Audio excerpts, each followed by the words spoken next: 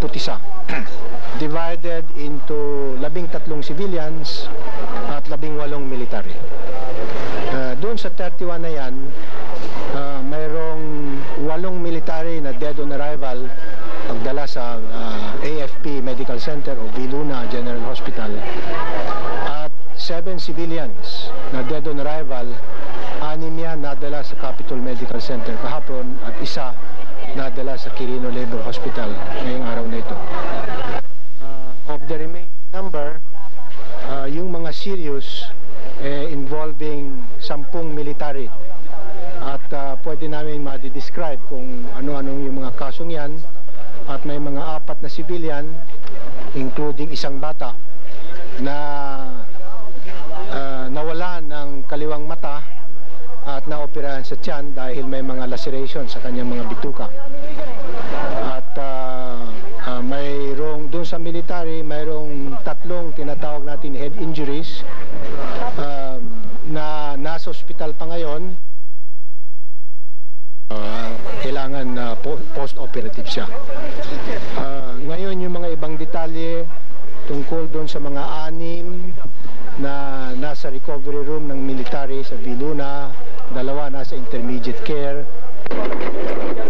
Nadakip na kaninang umaga ng mga kawal ng pamahalaan ang isa sa pinaniniwalaang namuno sa kudeta na kinilalang si Air Force Lieutenant Colonel Tito Legaspi. Ang naturang ulat ay kinumpirma ni Brigadier General Lisandro Abadia, AFP Deputy Chief of Staff for Operations. Si Legaspi ayon kay Abadia ay nadakip sa Bataan.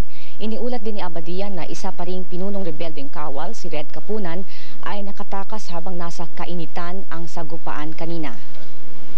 Samantala, nilisan na ng mga rebel military troops kaninang tanghali ang Legaspi Domestic Airport na kanilang kinontrola at inokupa. Tanging kapirasong bahagi na lamang ng Leviz, Quezon City sa likod ng Campo Aguinaldo at ang palibot ng Ayala Avenue sa Makati ang inookupa ngayon ng mga rebelde. Gayunman, inaasahang anumang oras ay mababawi ng sundalo ng gobyerno ang mga nasabing lugar. Ang mga rebelde ay nagsisipagtipon-tipon sa mabahay na lugar sa likod ng Campo Aguinaldo nang sila ay maitaboy mula sa mga instalasyong kanilang naunang naokupa. Kasunod nito, kagyat na naglungsad ng kaukulang operasyon ng mga sundalo ng gobyerno. Maraming checkpoints ang kanilang inilagay sa palibot ng Leviz upang masarhan ang mga maaaring daanan sa pagtakas ng mga rebelde at upang mahadlangan ang namang tulong na maaaring magmula sa kanilang mga kapwa rebelde. Bagamat nasasalikupan na ng tropa ng gobyerno ang mga rebelde, ang mga ito ay binigyan pa ng pagkakataon na sumuko. Subalit ang mga rebelde ay hindi nagsalong ng kanilang sandata at sa halip ay nagharap pa ng kanilang mga kondisyon. Kabilang dito ang pagbibitiw sa tungkulin ni Pangulong Aquino at ng kanyang gabinete, gayon din ni Vice Presidente Salvador Laurel, Senate President Jovito Salonga at House Speaker Ramon Mitra. Binigyan din rin ng mga rebelde ang pansamantalang pamamahala sa gobyerno ni Chief Justice Marcelo Fernan at ang pagdaraos ng pambansang halalan sa loob ng 6 na buwan. Sa pananaw ng mga nakararami, ang nasabing kondisyon ng mga rebelde ay hindi mga makatwiran. Dahil dito, napilitang maglunsad ng opensiba ang mga tropa ng gobyerno. Subalit dahil sa matawa ang pinagkukublihan ng mga rebelde, nahihirapan ang mga government troops na tuwirang umatake sa pangambang maraming sibilyan ang madamay. Kaugnay dito, nanawagan ng militar at ang Philippine National Red Cross sa mga sibilyan na lumayo sa mga lugar na may operasyong militar. Nananawagan rin ng Red Cross sa magkatunggaling persa na bigyan daan ng kanilang mga ambulansya upang kaagad matulungan ang mga nasusugatan. Para sa PTV4, Ramon Alcaide Nunez, nagulat. Isa pa rin po sa naging sentro ng mainitang sagupaan kahapon ay itong Rojas Boulevard sa may bukana ng Coastal Road patungong lalawigan ng Cavite. Narito po ang aming footages sa naturang pangyayari.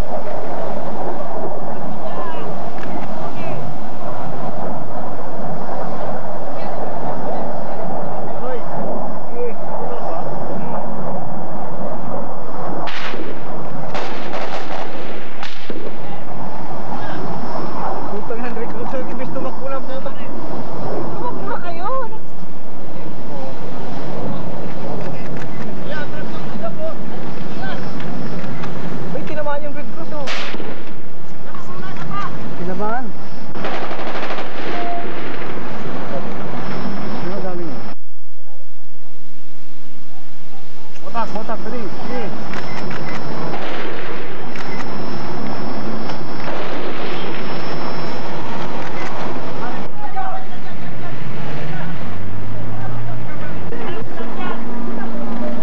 Tabiyo! Tabi! Di. Wag. Okay, nagusali. May tama man? Okay, ho. Na. Go! Okay ka? Muna mo yun?